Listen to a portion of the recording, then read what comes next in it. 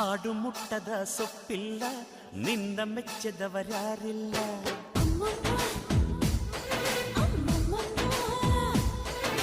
ಜೇನಿಗಿಂತ ಸಿಹಿ ಬೇರಿಲ್ಲ ನಿನ್ನ ಮುದ್ದಿಗಿಂತ ಸಿಹಿ ಬೇಕಿಲ್ಲ